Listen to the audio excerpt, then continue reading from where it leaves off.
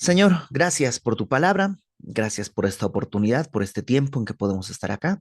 Queremos ponernos en tus manos y poner este estudio delante de ti, que nos permitas escuchar lo que tú tengas para decirnos, Señor. No solo información, sino en verdad darnos consejo, consuelo, exhortación, dirección en las decisiones que tenemos que tomar y que sea para tu gloria. Por Cristo nuestro Señor. Amén. Apocalipsis capítulo 15. El, Al final del capítulo 14, esta semana estuve, como siempre, estoy escuchando algunas conferencias y tratando de conocer puntos de vista de otros pastores, de otros maestros bíblicos.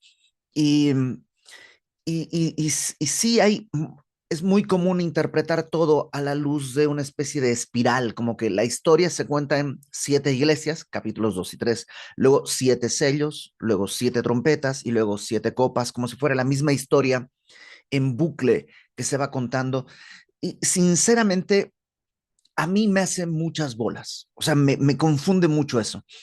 La manera en la que yo logro entender es como lo hemos visto de manera cronológica, empezando por el principio, terminando por el final, y cada capítulo, curiosamente, sigue justo al anterior. Entonces, no necesitamos irnos para atrás, para adelante, sino en este flujo así natural del texto, hemos llegado a la mitad de la tribulación. Estos 7 años que ya hemos estado hablando desde hace un buen tiempo, que en los capítulos 12, 13, 14 están más o menos en una especie de paréntesis, ¿no? La narración, el flujo cronológico se detiene para a través de unas señales mostrarnos algunos eventos que están sucediendo y estamos ahí a la mitad. El capítulo 15 en realidad va pegado al capítulo 16, aunque nosotros no lo vamos a ver los dos juntos, pero solo el capítulo 15 el día de hoy. El 15 es como una especie de preludio al 16. Hemos visto ya los 7 sellos y los juicios que vienen con cada sello que se abre. Hemos visto las 7 trompetas y, no, sí, las 7 trompetas y los juicios que vienen con cada trompeta. Y estamos a punto de entrar a las 7 copas, que es la segunda mitad de la tribulación. Es decir, no están alineadas de una manera, digamos, equidistante. Estos primeros 14 juicios, 7 sellos y 7 trompetas, ocurren durante la primera mitad y las 7 copas van a ser durante la segunda mitad de esta etapa que hemos llamado la gran tribulación. Y el capítulo 15 es ese preludio, es ese punto antes de empezar el juicio. Es el capítulo más corto del libro, son solamente 8 versículos, es un capítulo muy cortito, pero de alguna manera, y por decirlo así, son 8 versículos y no más porque son muy fuertes. Si Dios pusiera 2 versículos extra, sería insoportable de leer por lo duro, lo fuerte. Entonces, como que condensa todo para que sea sencillo de digerir, porque es muy fuerte lo que vamos a estar leyendo. Por supuesto, no estoy diciendo que los capítulos son bíblicos, ¿no? Cada capítulo fue puesto mucho tiempo después de escrito el texto. Los capítulos no son inspirados por Dios, son a veces de mucha ayuda, a veces no tanto, pero en este caso, por ponerlo de alguna manera, esta parte es muy fuerte, muy intensa, y creo que por eso lo dividieron ahí para que pues podamos meditar en esto que es así tan condensado. Capítulo 15, versículo 1. Decíamos, estamos a la mitad de la tribulación, a punto de entrar a la segunda parte. Ya se reveló este personaje que al principio se había mostrado como un hombre de paz, como un líder político. Ahora, probablemente después de haber fingido una resurrección o algo así, esta bestia se ha revelado con su verdadero corazón, que es pretender la adoración para entregar la adoración a Satanás. Y comienza el capítulo 15, versículo 1. Vi en el cielo otra señal grande y admirable. Esto de admirable la podríamos traducir mejor como terrible, es decir, no admirable de bonita, sino de traumática, de fuerte. Vi algo muy fuerte. Eh, ¿Cuál era la señal? 7 ángeles que tenían las 7 plagas postreras, porque en ellas se consumaba la ira de Dios. Siete ángeles.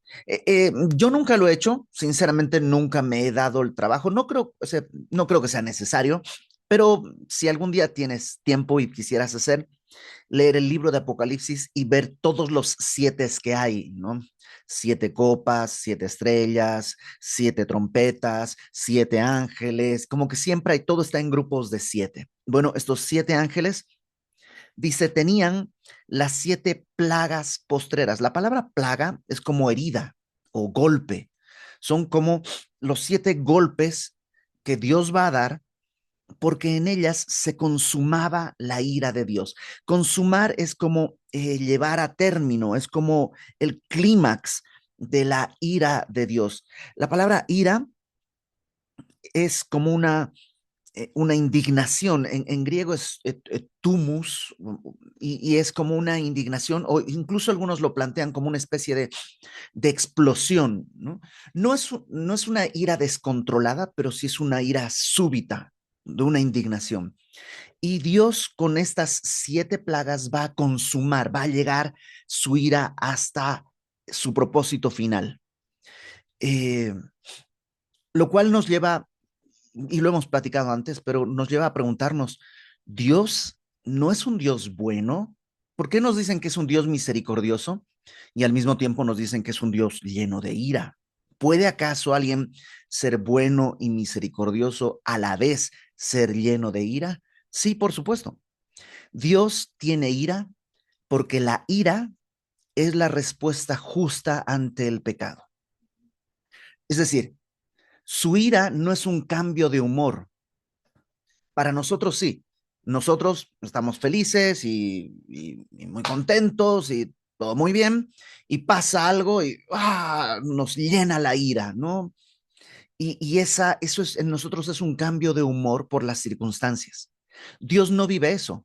Dice la palabra que Él está airado contra el impío todo el tiempo. ¿Por qué?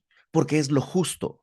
Es justo que el pecado tenga ira como respuesta. Y lo podemos ver en nuestra vida personal.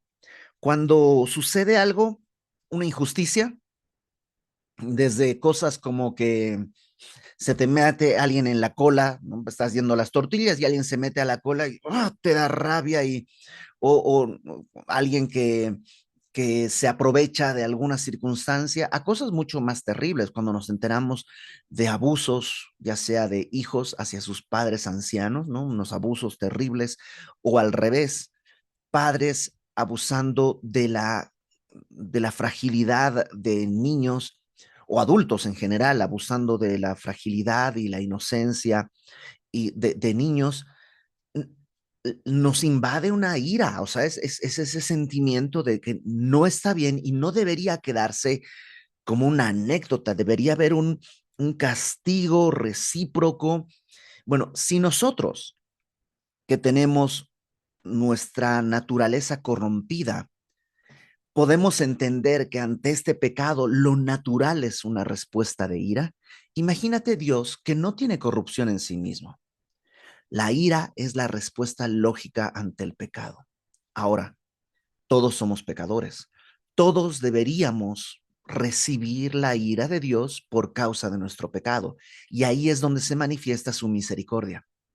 Él viene como hombre para no descargar su ira sobre nosotros.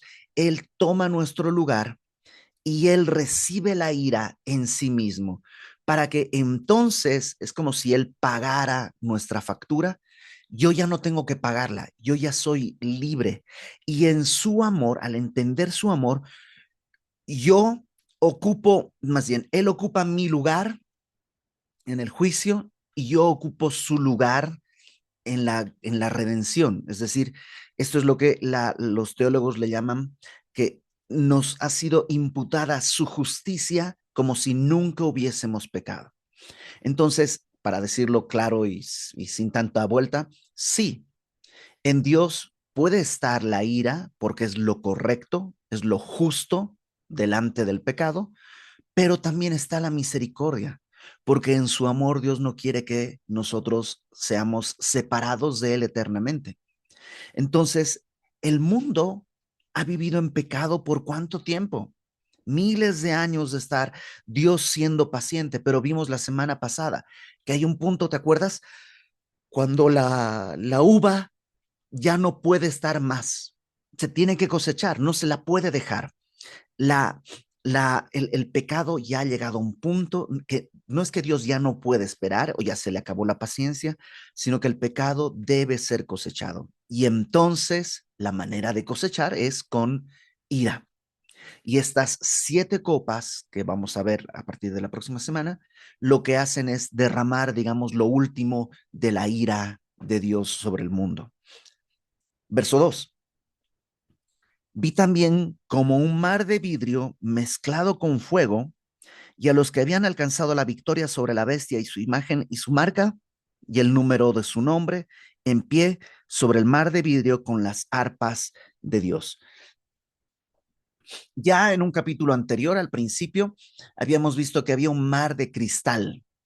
Y yo les decía en aquel momento que cuando aparece eso, un mar de cristal no es un océano, sino es como una especie de bowl, si tú quieres, ¿no?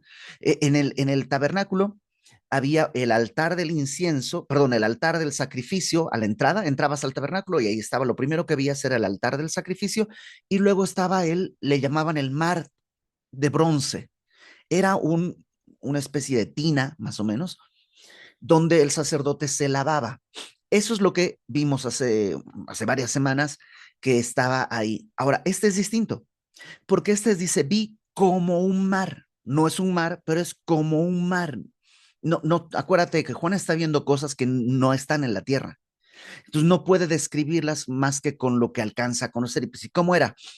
Era como un mar. ¿En qué sentido? Pues no sé. A lo mejor en que se movía, a lo mejor en el brillo que refleja, no, no sabemos, pero era como un mar eh, de vidrio mezclado con fuego.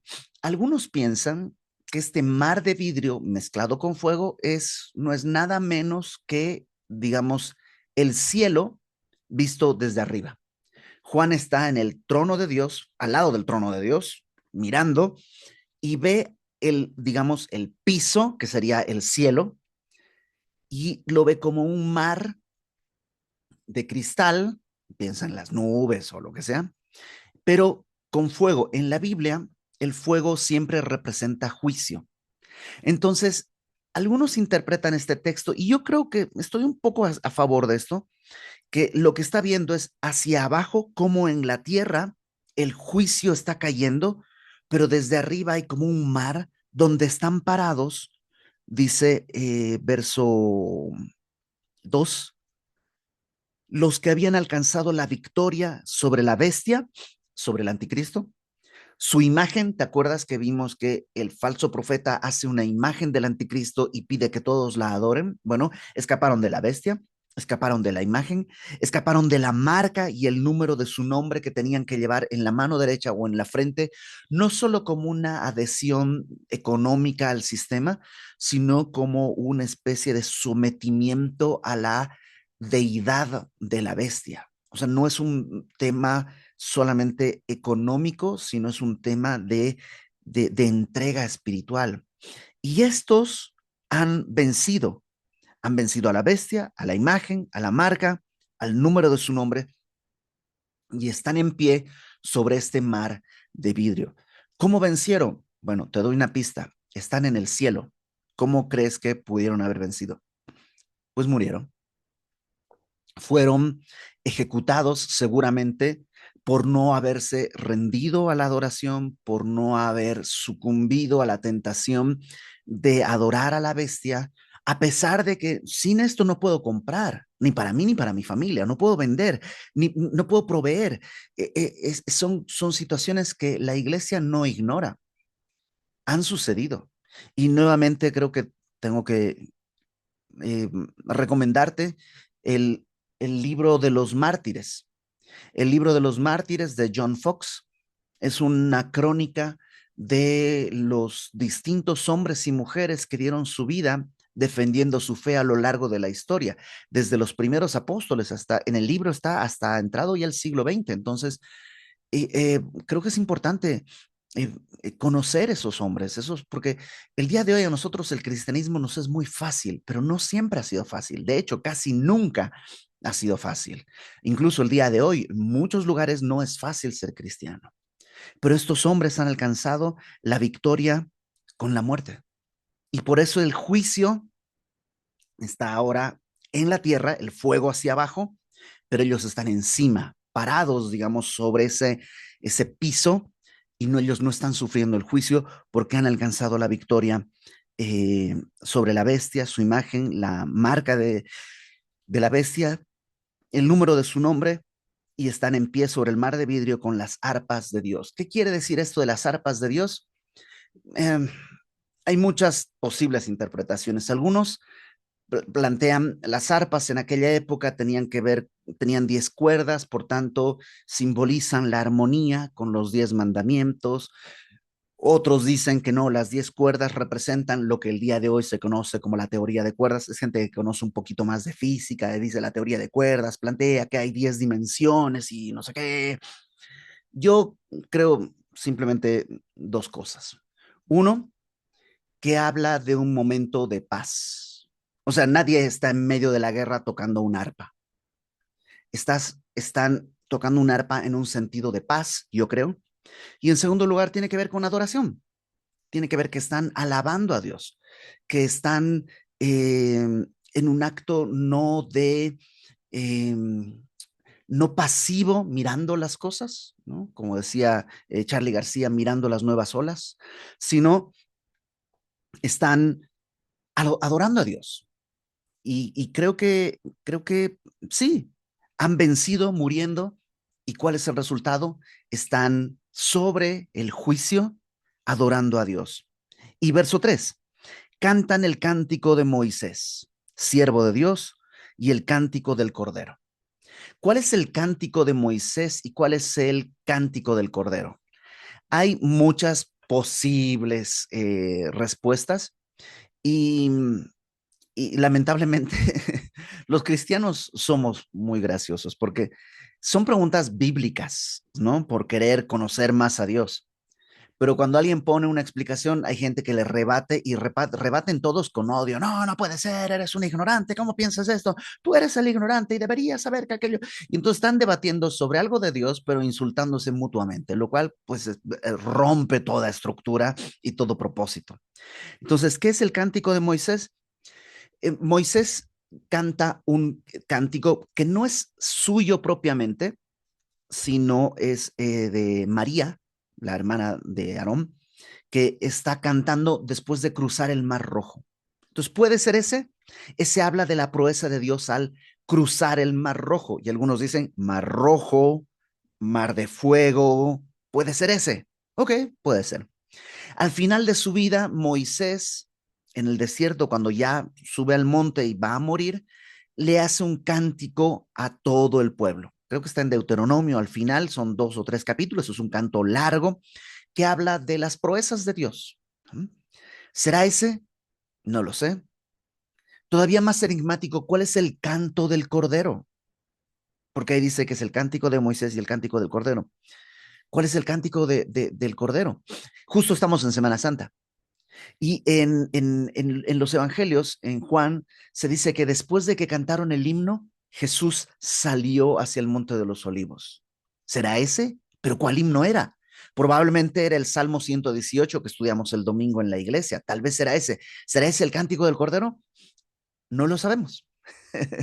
La realidad es que la Biblia no nos dice de manera directa cuáles son esos cánticos, aunque si seguimos leyendo, creo que la respuesta está mucho más sencilla porque yo creo que el cántico de Moisés y el cántico del Cordero de lo que nos hablan es de esta armonía que hay entre la ley, el antiguo pacto, y el Cordero, que es el nuevo pacto. Jesús dijo en la cena del Señor, este es el nuevo pacto en mi sangre. Entonces creo que está hablando de esta armonía, un cántico que celebra la armonía del antiguo pacto y el nuevo pacto en la sangre de Cristo.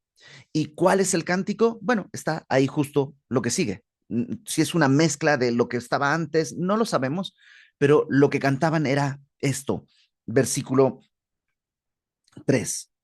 Grandes y maravillosas son tus obras, Señor Dios Todopoderoso. Justos y verdaderos son tus caminos, Rey de los santos. ¿Quién no te temerá, oh Señor, y glorificará tu nombre? Pues solo tú eres santo, por lo cual todas las naciones vendrán y te adorarán, porque tus juicios se han manifestado. Ese es el cántico de Moisés y del Cordero de manera directa.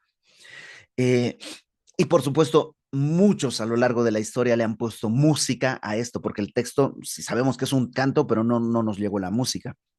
A mí me gusta muchísimo la versión de Beto Silva, que incluso en las iglesias, cuando yo hacía la alabanza y tocaba esta canción, me gusta mucho porque es tal cual. Beto Silva tomó el texto tal cual está para componer su canción. Ahora, este canto tiene algunas características. Considera esto. Lo están cantando personas que acaban de ganar con la muerte, ¿no? Acaban de salir victoriosos con su muerte. Y lo normal a ojo humano sería llegar al cielo y decirle, Señor, ¿por qué? O sea, ¿por qué permitiste no solo que yo muriera, sino por qué permitiste que yo tuviera que ver morir a mis chiquititos porque no tenían para comer? ¿Por qué permitiste que mi esposa, que mi mamá, qué tal, por qué permitiste tanto dolor? ¿Por qué permitiste tanta injusticia? ¿Dónde estabas? Eso sería a ojo humano la reacción de alguien que ha vivido una tragedia, porque ten en cuenta, estos hombres, estas mujeres, vivieron todo lo que leímos en los capítulos anteriores, desde eventos, digamos, naturales como terremotos, eventos, digamos, naturales sociales como guerras y pestes y hambre, hasta la invasión de distintos demonios y cosas raras. Eh, y, y cuando llegan al cielo, fíjate lo que dicen. Número uno, grandes y maravillosas son tus obras. Grandes y maravillosas son tus obras. Lo que estás haciendo, lo que has hecho, lo que vas a hacer, es grande y maravilloso. Y sí, nadie puede cantar esto si no está dispuesto a perder su vida. Porque el Señor Jesús dijo, el que quiera ser mi discípulo, niéguese a sí mismo, tome su cruz cada día y sígame. Y nadie, o sea, este mundo es difícil. En este mundo hay mucho dolor y hay mucho dolor a menudo, de todo tipo y de todo tamaño y de toda dimensión. Pero a los que aman al Señor, todas las cosas ayudan a bien, dice Pablo. Por tanto, aquel que tiene sus ojos puestos no en las cosas que se ven, como dice Pablo en 2 Corintios, sino en las que no se ven, porque las que se ven son temporales, pero las que no se ven son eternas. Aquel que está viendo más allá de lo que se ve con nuestros ojos, aquel que no camina en vista, sino por fe, puede decir, aunque duela, grandes y maravillosas son tus obras. Y yo conozco hermanos que han vivido tragedias verdaderamente terribles, que han sido, permíteme usar esta frase, bautizados en dolor de una manera terrible y su respuesta ha sido casi como Job, Dios dio, Dios quitó, sea el nombre de Dios bendito. ¿Recibiremos de Jehová el mal, el bien y no el mal? Entonces, claro, esta gente ahora en el cielo puede decir, grandes y maravillosas son tus obras. Luego mira lo que dice, Señor Dios Todopoderoso. Y eso es como una exaltación de exaltación de exaltación de exaltación de exaltación. Eh, eh, porque Señor ya es un título de nobleza. Señor Dios Todopoderoso. Es como, y sin faltar el respeto a nadie, pero es como nuestro isimisimísimo, ¿no? Es como, ¿cómo describes a Dios? Dios es grande. Ah, no, pero un elefante es grande. Acabamos de ir al bioparque y vimos jirafas. Las jirafas son grandes, pero Dios no es al tamaño de una jirafa. Entonces necesitamos otra palabra porque grande es jirafa. Grande, la torre latinoamericana. Es grande. Pero Dios es más grande que eso. Entonces, siempre la palabra nos va a quedar chica. El mundo es grande, ¿ok? Pero Dios es más grande que el mundo, entonces siempre nos queda chico el lenguaje. Y entonces por eso tienes que decir, Señor, Dios Todopoderoso, lo cual implica una cosa, si eres todopoderoso, que sí eres, y lo que pasó fue tan doloroso, es que de alguna manera esto es lo que tenía que suceder. Y grandes y maravillosas son tus obras, aun cuando yo el día de hoy no logro entenderlas, aun cuando el día de hoy sufro con estas obras grandes y maravillosas, siguen siendo grandes y maravillosas. A la luz de la eternidad un día voy a entender, cuando estemos ahí arriba, encima del mar de cristal con fuego, podremos decir, Señor Dios Todopoderoso, grandes y maravillosas son tus obras. Y mira lo que sigue, justos y verdaderos son tus caminos. Sí, los caminos, como va la canción, los caminos de la vida no son lo que yo pensaba, no son lo que yo quería, no son lo que imaginaba. Y, y sí, hay veces que los caminos de la vida son dolorosos. Hay veces que los caminos de la vida son terriblemente dolorosos. Hay noticias devastadoras, hay situaciones devastadoras, pero cuando lleguemos al cielo, vamos a poder decir, Señor, el camino que tenía que venir era ese, no había otro. Fue el mejor y el único camino que servía para venir aquí. Si me hubieras dado más salud o más dinero o más prestigio o más tiempo o lo que sea, no era el camino correcto, porque tus caminos son justos y verdaderos. No hay falsedad en tus caminos. Dicho en una frase, vamos a llegar al cielo y vamos a decir, lo que hiciste está bien hecho. No lo entendí en ese momento. Me dolió mucho en ese momento. No lo consideré en ese momento. Pero eso no quita que lo que tenía que hacerse se hizo. Tus caminos son justos y verdaderos. Luego dice, eh, Rey de los santos. Y eso me encanta porque la consecuencia lógica es, pues sí, eres el rey. ¿Quién puede discutirle al rey? ¿Quién puede corregir? Es el rey, es el soberano, es el Señor. Entonces, dicen, Rey de los santos. Verso 4. ¿Quién no te temerá, oh Señor, y glorificará tu nombre? El temor en el mundo cotidiano es un símbolo, es algo que nos aparta, ¿no? Nos apartamos de lo que tememos. Si tú tienes miedo a las arañas, pues ves una araña y sales corriendo. Temes a las serpientes, ves una serpiente y sales corriendo. Pero el temor de Dios, que es limpio, nos acerca a Él, porque no es este temor sucio, pero es temor. Y a menudo aprendemos a temer a través de una vida que Dios nos va mostrando, que realmente temiéndole es como más seguros estamos. El temor de Jehová es el principio de la sabiduría. Nuestra vida, bueno, no sé la tuya, perdóname por involucrarte, pero mi vida antes de conocer del Señor y antes de empezar a temer al Señor era terrible. Las decisiones eran absolutamente pues necias. Por supuesto que ¿dónde iba a terminar? Fue solamente gracias a su temor que pude empezar a enmendar mi vida por su gracia. Entonces dice, después de haber visto todo lo anterior, ¿quién no te temerá, oh Señor? Y glorificará tu nombre. No, no es que te temo, pero si pudiera destruirte, te destruiría. Un día vas a entender, Señor. No, no, no. Te temo y glorifico tu nombre. Luego dice, por lo cual, no, pues solo tú eres santo. Nunca hemos dudado de tu santidad, de de tu bondad santificada, por lo cual todas las naciones, incluidos judíos, gentiles, tú, yo, vendrán y te adorarán porque tus juicios, tus veredictos se han manifestado. Lo que decidiste está bien decidido, lo que dijiste está bien dicho, lo que hiciste está bien hecho. Tus veredictos se han manifestado y tú eres digno de toda adoración. Verso 5. Entonces, eso están cantando estos hombres que han sobrevivido. No, no han sobrevivido. Bueno, sí, no en el cuerpo, pero sí han sobrevivido el juicio, porque lo que puede hacer este mundo es quitarte esta vida biológica, pero no la vida eterna que tenemos en el Señor. Y verso 5 dice, después de estas cosas, después de este canto de alabanza, miré y he aquí fue abierto en el cielo el templo del tabernáculo del testimonio.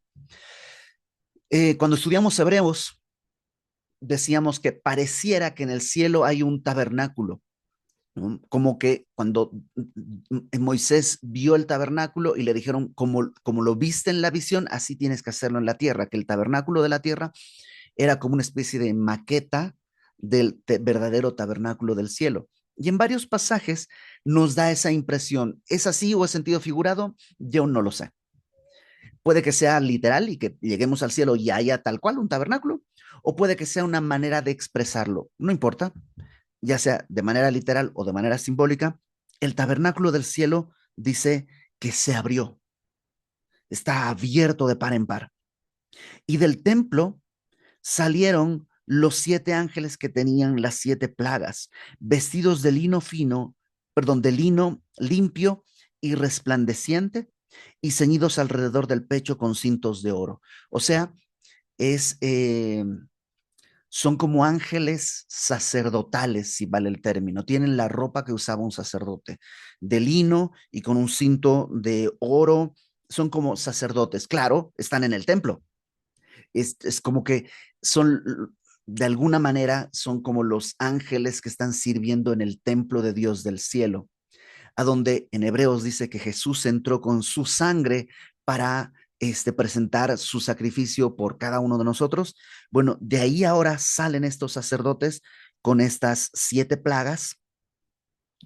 Verso 7, y uno de los 4 seres vivientes, ¿te acuerdas que delante del trono había 4 seres vivientes que son raros, llenos de ojos, con alas y cosas así? Bueno, uno de esos seres vivientes dio a los 7 ángeles copas de oro llenas de la ira de Dios. Esta ira que tiene que ser derramada sobre el mundo, lo último, porque se empezó a derramar la ira con los sellos, luego las trompetas, y lo último ahora está, digamos, destilado en un vino, en un cáliz, en una copa, llenas de la ira de Dios que vive por los siglos de los siglos. Y el templo, en ese momento salen los sacerdotes, estos ángeles, se les dan las copas y el templo se llenó de humo por la gloria de Dios y por su poder. Y nadie podía entrar en el templo hasta que se hubiesen cumplido las 7 plagas de los 7 ángeles. O sea, esto también ya sucedió en la tierra. Cuando se erigió el tabernáculo y Moisés pues lo dedicó al Señor, la gloria de Dios descendió al tabernáculo y nadie podía entrar. Y cuando Salomón dedicó el templo al Señor, también la gloria de Dios descendió al templo y todos tuvieron que salir. Nadie podía estar ahí adentro. Y bueno, ahora en el templo del cielo se llena de la gloria de Dios y ya nadie puede entrar. Algunos, eh, algunos estudiosos bíblicos piensan que esto implica que a partir de este momento ya nadie puede ser salvo. Ya nadie podría ser salvo. ¿De dónde lo sacan? No lo sé, sinceramente, porque la salvación es un acto que se efectúa en la cruz hace 2000 años y digamos, se cobra cuando tú le entregas tu vida a Cristo, no en el momento en que alguien entra al templo o algo así. Pero lo he leído en varios lugares y seguramente te vas a topar con eso, que a partir de aquí nadie puede ser salvo. Puede que sí, puede que no, no lo sé. No creo que ese sea el sentido de lo que quiere decirnos. Lo que quiere decirnos es que estamos llegando ya al clímax. La gloria de Dios llenó el templo, los 7 sacerdotes ángeles han salido para derramar sus copas y eso lo veremos la próxima semana. ¿Qué hay para nosotros en este texto? Yo creo que varias cosas. Número uno, de ánimo ante las noticias difíciles, ante los momentos complejos de la vida. Podemos creer en fe que grandes y maravillosas son las obras de Dios, que Él es el Señor Dios Todopoderoso. Si no ha abierto una puerta, no es porque no puede, es porque Él es todopoderoso. Incluso, y permíteme decirlo con mucha sensibilidad y con mucha esperanza, si Dios no ha respondido a un tratamiento, a una enfermedad y todavía persiste, no es que Dios es incapaz, es todopoderoso, pero es que Él quiere glorificarse.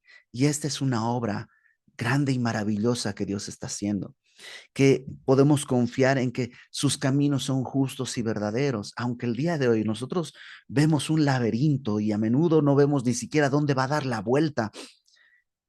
Cuando lleguemos al cielo con toda claridad diremos, Señor, justos y verdaderos son todos tus caminos. Lo lloré, me dolió, pero ahora que veo desde arriba, desde donde tú ves, justos y verdaderos son todos tus caminos, que tú en verdad eres el Rey de los santos y que mi manera de caminar el día de hoy debe ser en temor y glorificando tu nombre. Por eso venir y adorarle. Creo que eso es importante recordar el día de hoy, porque en verdad la vida a veces es muy difícil, a veces es dolorosa. Venir a la fe del cristianismo no resuelve los problemas de la vida en ese sentido. Resuelve lo mucho más fundamental, que es el pecado, porque sanos o enfermos un día vamos a partir y todo lo que tenemos acá, mucho o poco, se va a quedar, mientras que la vida eterna es lo que podemos atesorar delante del Señor. Entonces, creo que eso es algo importante para meditar en este texto. Otra cosa que creo que podríamos meditar en el texto es ah, Juan el Bautista decía cuando Jesús empieza a tener más discípulos, le dicen a Juan el Bautista, y Juan sabiamente dice, es necesario que yo mengüe y que él crezca. Y a menudo eso lo tomamos casi como cliché, sí, yo tengo que menguar para que él crezca, y lo cual es cierto. Y esta es otra manera de verlo. Cuando la gloria de Dios llena mi vida, no hay espacio para mí. Jesús dijo, el que quiera ser mi discípulo, niéguese a sí mismo, tome su cruz cada día y sígame. Pero ojo, no es, a menudo se interpretó esto como, pues tengo que negarme a mí mismo, entonces voy a comprar el flagelo, que era una especie de látigo, y me voy a golpear y me voy a ir, ya sé, a mí me gusta el chocolate, me voy a negar y no voy a comer chocolate nunca más. A mí me gusta la leche, pues me voy a negar y no voy a tomar leche. Y Dios dice, ¿yo qué hago con eso? O sea, a mí me da, o sea, yo inventé el chocolate, inventé la leche, si te gusta, pues come, o sea, sé sensato, no te atasques, pero eso no te añade ni santidad ni nada. Negarme a mí mismo no es eso. Negarme a mí mismo es darle espacio a la gloria de Dios. Cuando mi orgullo me dice que aprenda que cuánto me necesita, la gloria de Dios es voy a ir a buscar la restauración, a humillarme, a no sé si me explico. Es, es esa milla extra, es ese amar al enemigo. Eso es negarme a mí mismo. Cargar mi cruz no es, oh, me dijeron que tengo esta enfermedad, la voy a cargar esta cruz. No, porque se enferman todos, impíos y piadosos, hombres y mujeres, ricos y pobres. Eso no es la cruz que nos tocó cargar. La cruz es algo que escogemos tomar. Escogemos perdonar cuando no se merecen el perdón. Escogemos buscar la reconciliación cuando fuimos nosotros los ofendidos. Esa es la cruz que tomamos muriendo a nosotros mismos. Y entonces la gloria de Dios llenará el templo, que dice la palabra que somos nosotros, porque nosotros saldremos, ya no hay espacio para nosotros. Y eso es una buena vida. Esa es una buena manera de vivir en este tiempo, muriendo a nosotros mismos. Vamos a orar. Señor, gracias porque nos recuerdas ese propósito. Queremos vivir así, Señor. Queremos que tú crezcas, que nosotros menguemos. Queremos vivir confiados en que las cosas que están donde están no están por casualidad y no es que tú no pudiste cambiarlas. Tienen un propósito, aunque no lo veamos, aunque no lo querramos. Confiamos en ti. Ayúdanos, Señor, a confiar en ti, como dijo aquel hombre. Que tu espíritu venga a nosotros, nos enfoque en ti completamente y que podamos cantar que justos y verdaderos son todos tus caminos, que grandes y maravillosas son tus obras y podamos de esa manera venir y adorarte. Llena nuestra vida, que no haya espacio para nosotros, sino solo lo que está en ti. En el nombre de Jesús te lo rogamos. Amén.